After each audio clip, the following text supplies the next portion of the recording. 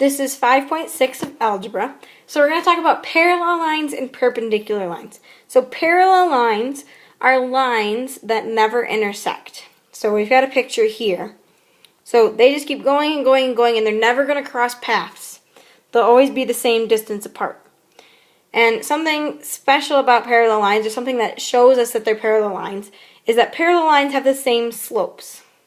So here's two examples of equations down here. They have the same slope, and notice that their y-intercept is different. Because if they were the same y-intercept, they would be overlapping, right? They'd be exactly the same line. So every single point would be the same, right? Parallel lines, they don't share any points because they don't ever cross each other.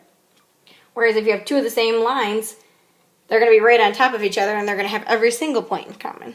So big takeaway that you need to take is that parallel lines have the same slopes. So let's write our own equation. So we're going to do our got it problem down here.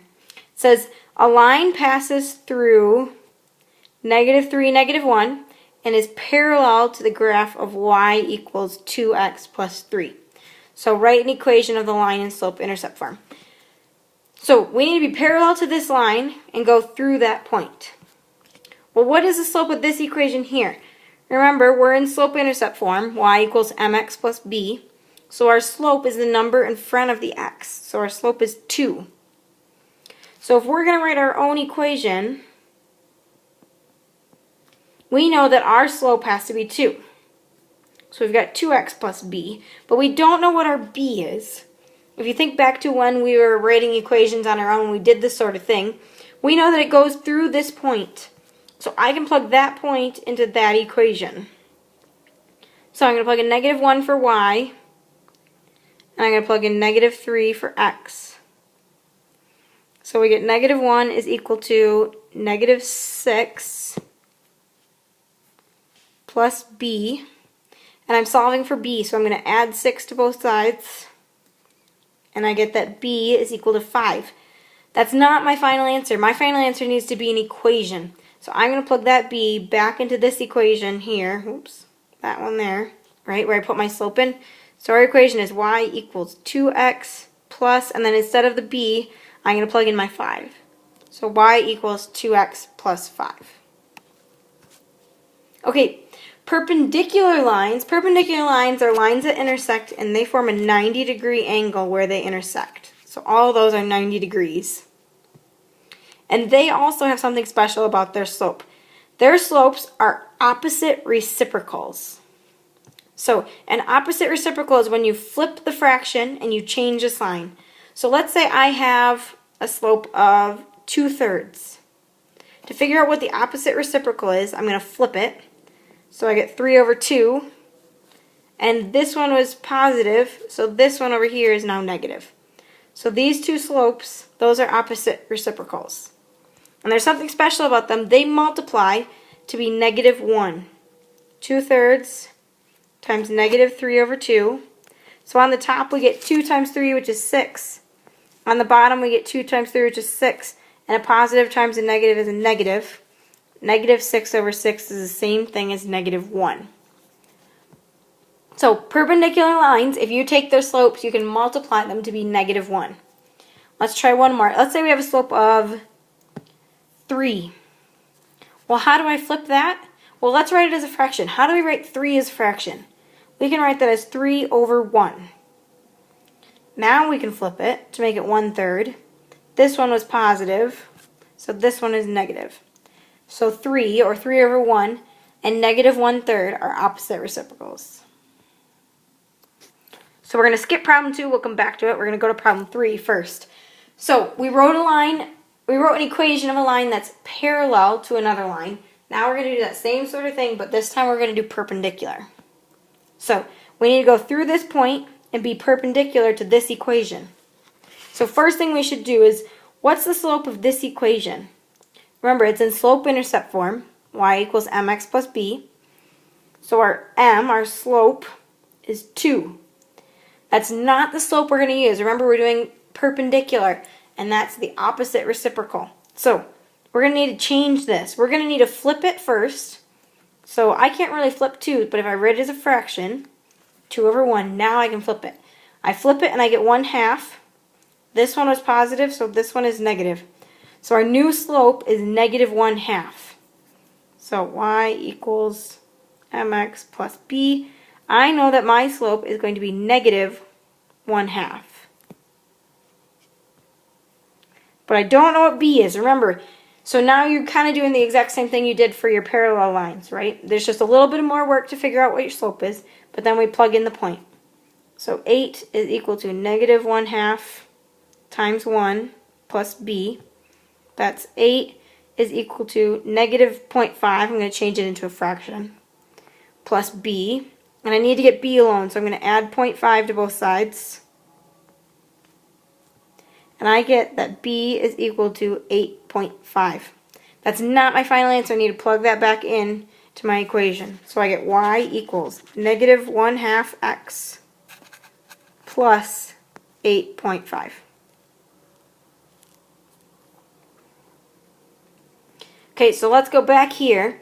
So we're going to look at two lines and decide, are they parallel, are they perpendicular, or are they neither? So remember, parallel lines, they have the same slope. Perpendicular lines have opposite reciprocal slopes. Another way you can tell if they're perpendicular is if their slopes multiply to be negative 1. So let's look at our first one here. So this first equation, I can already tell what my slope is. This is in slope-intercept form, y equals mx plus b. So remember, your slope is the number that's in front of the x. So this one has a slope of 3/4. This equation here is not in slope-intercept form. So we're going to rearrange it so we can tell what the slope is. So I'm going to subtract 4x from both sides so that I get negative 3y is equal to negative 4x plus 9. And I need to get y alone, so I'm going to divide by negative 3 to everything. So negative 3 divided by negative 3, that's 1. So y equals, negative divided by a negative is a positive, and 4 divided by 3 turns out to be a decimal, so I'm going to leave that as a fraction. So 4/3 x, and 9 divided by negative 3 is a negative 3. So here's my new equation. So now I can look for my slope is 4/3. So are those slopes the same? No, so they're not parallel lines. Are they opposite reciprocals? So we could try multiplying them to be negative 1, but I see a problem already. This one is a positive 3/4. This one is a positive 4/3. One of them needs to be negative, one of them needs to be positive. So already I can tell this is neither, not parallel and it's not perpendicular. Okay, let's try our other one. This one is already arranged into slope-intercept form. So my slope is a number in front of the x, negative 1/6. And now I need to rearrange this first equation to get it into slope-intercept form. It's almost there. There's just a number in front of my y that I need to get rid of. So I'm going to divide everything by 6. So 6 divided by 6 is 1, so this is just a plain y. Y equals negative x over 6 plus 6 divided by 6 is 1. And I can rewrite this guy right here as negative 1/6 x plus 1. So my slope in this first equation is negative 1/6. They have the same slope, so if they have the same slope, they are parallel lines.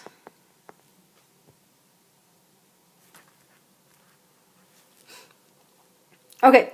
So let's try our real-world problem. It says an architect used software to design the ceiling of a room. The architect needs to enter an equation that represents a new beam.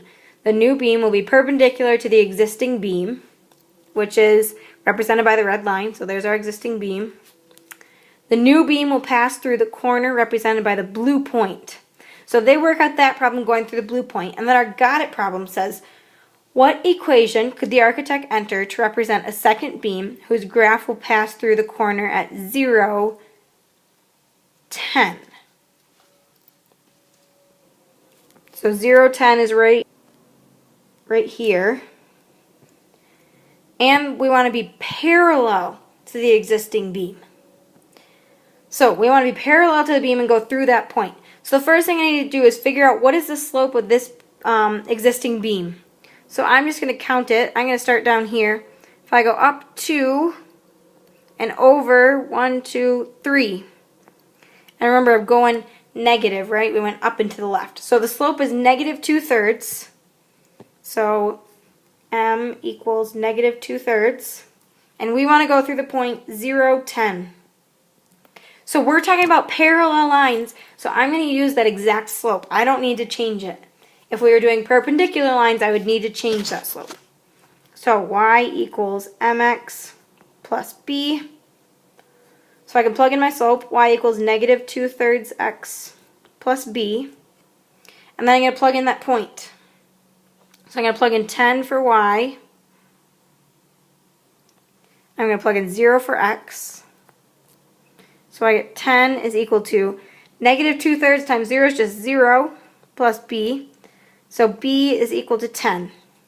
So that's not my final answer. Remember, I got to plug it back in. So my equation is y equals negative 2/3, negative 2/3 x